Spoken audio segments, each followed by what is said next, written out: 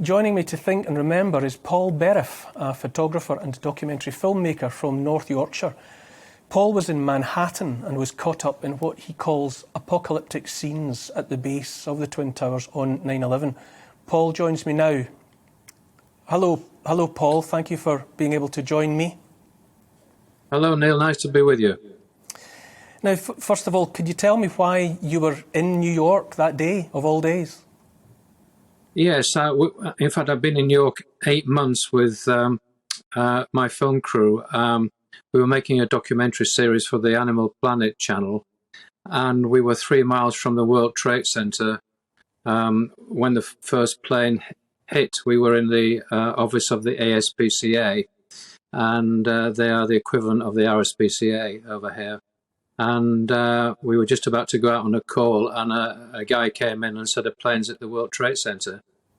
And we thought then, it was like most of us initially, it was a small aircraft because they were flying around daily around that part of Lower Manhattan. And ironically, we had 8 apartments 2 blocks away from the World Trade Center. So every day we used to see these aircraft flying around.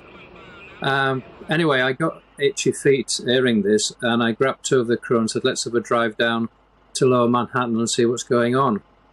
And we started to drive down the FDR Drive, which is a fast dual carriageway on the east side of New York. And within minutes, we saw all this black smoke drifting across the river. And within seconds, the 2 towers came into view, and both were on fire. And we knew then it wasn't a small aircraft that had gone in. So we continued driving down towards Lower Manhattan, and as we were getting nearer, we could see these black dots appearing that were jumping from the windows, and obviously it was people leaping for their lives. So we knew then it was extremely serious in there.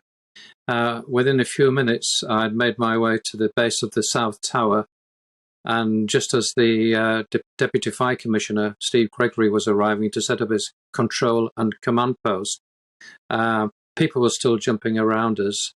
But the command post now was where all the firefighters that were coming into the World Trade Center were reporting to. So I was in the ideal place with my camera and with the ideal man that was dealing with this massive operation. So the firefighters were arriving to our position, and Gregory was sending them into the either North Tower or South Tower, where other officers would send them up the stairways to the respective floors. We've been filming about 6 to 10 minutes, and all of a sudden there's a loud explosion, and I was in the middle of a shot, and I panned the camera around just to see the top of the South Tower peeling away and hurtling towards me.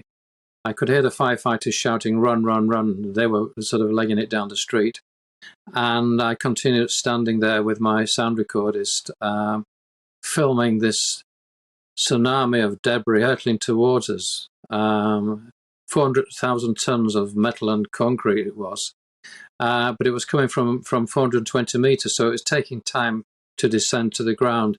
Anyway, after about 2 seconds of standing there and filming, I thought, I better get out of here. So I shouted to Lulu, my sound recordist, to let's run, run, run. So we continued running down the street, following the firefighters. I couldn't see what was going on, but I could hear it, tremendous roar as this thing was hurtling towards us. My camera could see it. I had it pointing over my left shoulder, and it could see what was coming. And the next thing I remember is being whacked. It was like a giant fly swat. And then the camera leaving my hand in slow motion, and everything goes black. The next thing I recall was crawling through all the debris. What I didn't know is that I'd been knocked unconscious for 28, 30 minutes, and I was lying there when the North Tower came in on top of me as well. So there I was, crawling through, 28 minutes later, crawling through all this debris, and my mouth was full of all this gunge, concrete paste in my nose, in my eyes, in my ears. I was using my hands to try and get this stuff out. I could hardly breathe. Everything was just jet black. I've never seen blackness like it. Everything was hot. I was hot and sweaty. Everything around me was on fire. As I was crawling, my knees were burning and my trousers were burning. A few seconds later, I touched the side of a car. Well, I knew there were no cars in the main dual carriageway where we'd initially been, but all the side streets leading off the main dual carriageway, West Street, led down to the River Hudson. So I thought, well, if I can follow these cars, although it's blackness with my hand, I might be able to get to the river and clean myself up a little bit. And I got to car 3. I'm still pulling this stuff out of my mouth, and I ran my hand down on the car, and I felt this tunic, and it was a firefighter. And I remember shouting to him, "Can I use your air bottle? Can I use your air bottle?" He didn't reply, so I assumed he'd been killed in one of the collapses. So I carried on. It was still black everywhere. I was still hot, and everything was burning that I touched. And in a few minutes, visibility started to lift between 10, 15, then 20 meters. And I stood up and I thought, hell, I'm still alive. I can breathe. And all the trees had been bent over, and everything had gone from colour to monochrome. Everything was in black and white, with all the concrete ash everywhere over the cars and trees and you name it. And it was just a hellish scene.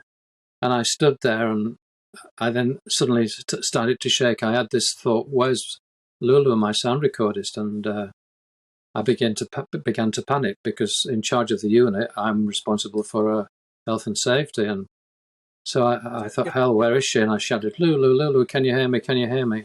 Nothing. Paul, it was dead quiet. Your testimony is so vivid, and it doesn't sound like something that happened 20 years ago. It sounds as though you're recounting something that happened last week. Are you a different? An asinine question. Are you a different man? Were you changed, and are you a different soul than you would otherwise have been, do you think? Yes. I've been, as a filmmaker all my life, I've been subject and filmed lots of serious disaster. This is my 3rd near-death experience. I was blown off a volcano in Nicaragua, and been in a major helicopter crash in Scotland, and jumped from a sinking ship in the North Sea. But this is by far the most traumatic event I've seen. But as you say, yes, I can recall that day minute by minute, really. And I think, and I do like talking about it, although my family don't like me talking about it, but I think it's a way of me trying to get the system, the trauma out of myself, really. Of course. But I have changed, Neil, and I'm far more laid back. I don't stress anymore, and I take every day as it comes. And I realise how precious life is. And, you know, I think if everybody, well, no, I wouldn't want everybody to go through anything like that. But if people could go through similar situations, they would really appreciate life. And I don't think we'd have the troubles that we've got now. You know, it has changed me. And, you know, I still expect something else to happen. I'm very much aware of walking down the street or on a tube train or in my car that any minute something can just change your life just like that, as it did that day. I'm so very grateful to you that I think in ways that would have been hard to achieve maybe any other way, you've brought the day back with such personal testimony, and I'm eternally grateful to you for sharing that and for painting those pictures, which are so important. I think so important for us to remember, not just today but at all times. And you're so right in your wisdom about every day being a gift. Thank you so much for being with us.